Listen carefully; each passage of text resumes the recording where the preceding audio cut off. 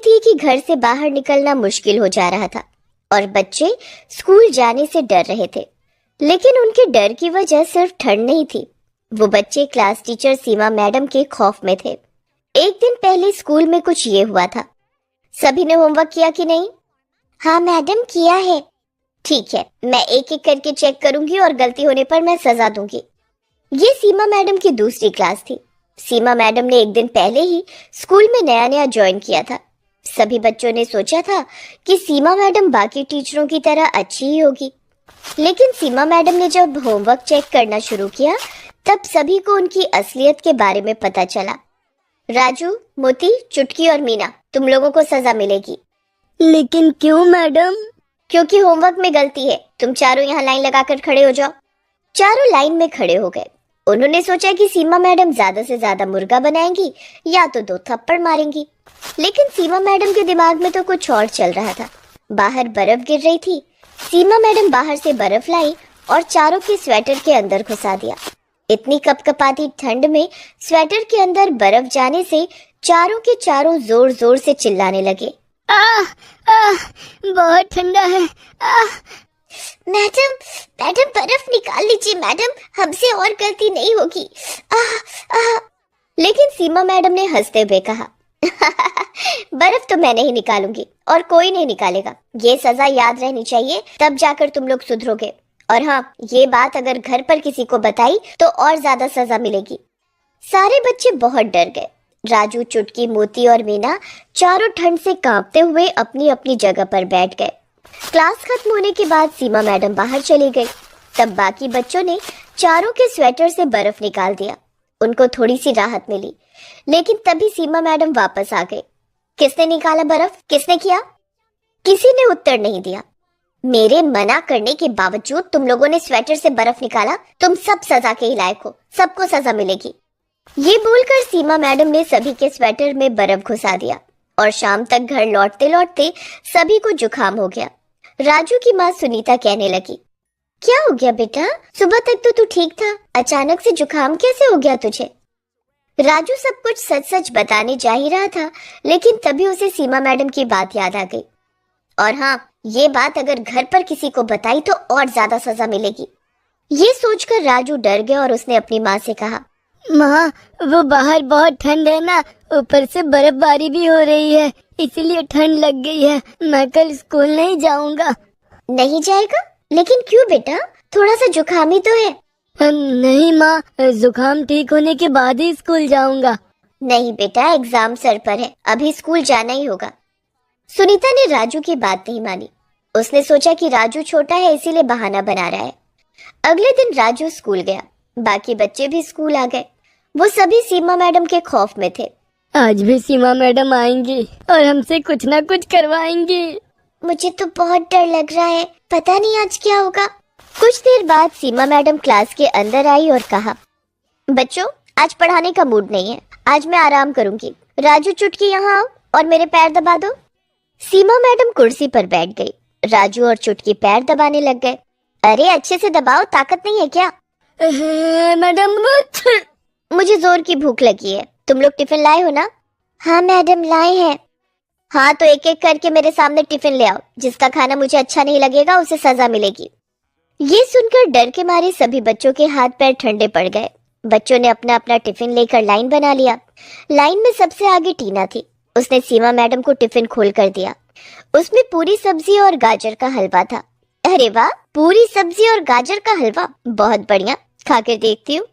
सीमा madam ने पूरी सब्जी और गाजर का हलवा खाया और फिर उंगलियां चाटने लग गई। बहुत स्वादिष्ट था खाना। टीना, तुम बैठ सकती हो। उफ, आज तो बाल बाल बच गई। उसके बाद मीना टिफिन लेकर आई। उसकी माँ ने पोहा बनाकर दिया था। टिफिन खोलते ही सीमा मैडम ने मुंह बना लिया। अरे छी छी छी, सारा मूड खराब कर दिया। पोहा कौन खाता है यार? पोहा क्यों लाई है? मीना डर डर कर बोलने लगी। मुझे पोहा पसंद है मैडम, इसीलिए माँ ने बना कर दिया है।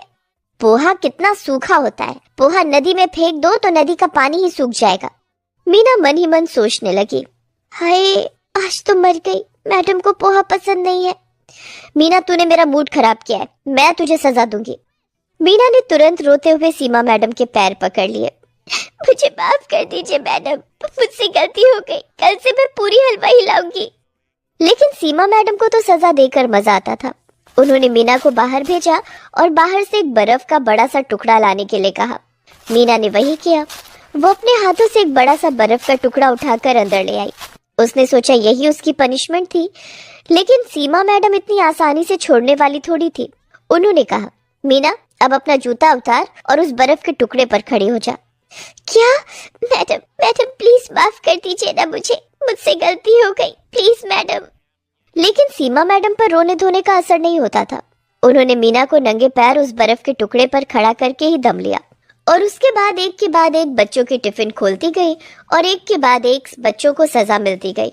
अंत में सीमा मैडम ने चुटकी और राजू का खाना भी खाया, लेकिन खाना पसंद न आने पर उन्होंने उन दोनों को भी बर्फ के टुकड़े पर नंगे पैर खड़ा कर दिया और फिर डंडे से सभी को मारने लगी। गंदा खाना लाते हो स्कूल में? तुम्हें शर्म नहीं आती? इतनी ठंड में नंगे पैर बर्फ पर खड़ा होना ही बहुत बड़ी बात है। ऊपर से उन्हें मार भी पड़ रही थी। बेचारे बच्चे ये कैसे सह पाते। मीना बेहोश हो गई और गिर पड़ी। उसे घर भेज दिया गया। उसके माता पिता ने भी सोचा कि ज्यादा ठंड की वजह से हुआ ऐसा, लेकिन मीना भी अपनी माता पिता से सच कहने में डर रही थी। वो भी सच नहीं बोल पाई, इसीलिए सीमा मैडम को और ज्यादा छूट मिल गई। वो हर रोज बच्चों पर अत्याचार करने लगी। कभी वो बच्चों पर ठंडा पानी छिड़कने लगी तो कभी ठंड में क्लास का पंखा चलाने लगी। इससे सभी बच्चे परेशान हो गए। एक महीना ऐसे ही बीत गया। स्कूल प्रिंसिपल को कुछ भी पता नहीं चला और एक महीने से ये सब सहते सहते बच्चे परेशान हो गए। हमें कुछ करना होगा, ये सब कब तक चलता रहेगा? लेकिन हम क्या करेंगे राजू? मैडम बहुत शातिर है, हम बाहर कुछ भी बोलेंगे तो कौन हम पर यकीन करेगा? हाँ, मम्मी पापा सोचेंगे कि हम स्कूल न जाने का बहाना बना रहे हैं। हाँ, ये सही कहा, हमें दिमाग लगाना होगा। राजू घर चला गया और उसी दिन विदेश से उसका चाचा लौटा। उन्होंने राजू को एक पेन दिया।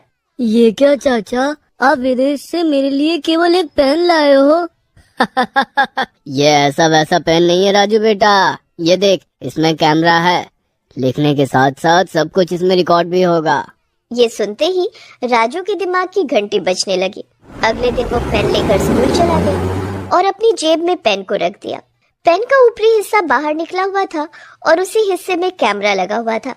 आज भी रोज की तरह सीमा मैडम सबको डांटने मारने लगी और अंत में वो रोज की तरह सबको सजा देने पर उतर आई। उन्होंने आज तो हद ही पार कर दिया। उन्होंने सभी बच्चों को बाहर बर्फ में निकाल दिया और बर्फ पर सुला दिया। कुछ देर बाद क्लास में लौटने के बाद सभी बच्चे खांसने छींकने लगे और 10-12 बच्चे बेहोश हो गए। प्रिंसिपल दौड़कर आए और उन्हें अस्पताल में भर्ती किया गया। सभी बच्चों के पेरेंट्स अस्पताल चले आए। लेकिन ये सब हुआ कैसे? हाँ, सभी एक साथ बीमार कैसे पड़ गए? सीमा मैडम पास ही में खड़े होकर हंस रही थी। तभी राजू ने कहा, ये सब सीमा मैडम की वजह से हुआ है। क्या? मेरी वजह से? क्या बोल रहे हो तुम राजू? मैं तुम लोगों से कितना प्यार करती हूँ। झूठ, सब कुछ झूठ। ये देखिए। राजू ने पेन निकाला और उसे फोन से कनेक्ट करके सभी को सब कुछ दिखाया। सीमा मैडम की हालत खराब हो गई। इतनी ठंड में भी वो पसीने पसीने होने लगी और पेरेंट्स सीमा मैडम पर बहुत गुस्सा हो गए। उन्हें उल्टा सीधा कहने के बाद पुलिस को बुलाया गया और उन्हें जेल में भेज दिया गया। डॉक्टर ने सीमा का चेकअप करने के बाद कहा कि उन्हें एक मेंटल डिसऑर्डर है। बच्चों पर टॉर्चर करके उन्हें सुकून मिलता है। कोर्ट ने उन्हें 20 साल की सजा दी और ये भी घोषित कर दिया कि 20 साल बाद भी उन्हें कभी भी कोई भी स्कूल नौकरी नहीं दे सकता। ऐसे ही राजू की होशियारी से बहुत सारे बच्चों की जान बच गई और सीमा जेल में सड़। तो हमें उम्मीद है कि आपको हमारी ये कहानी पसंद आई होगी। कृपया हमारे चैनल को सब्सक्राइब करें और सभी अपडेट्स के लिए बेल आइकन जरूर दबाएं। और हाँ, वीडियो लाइक और शेयर करना मत भूलिएगा। Bye bye.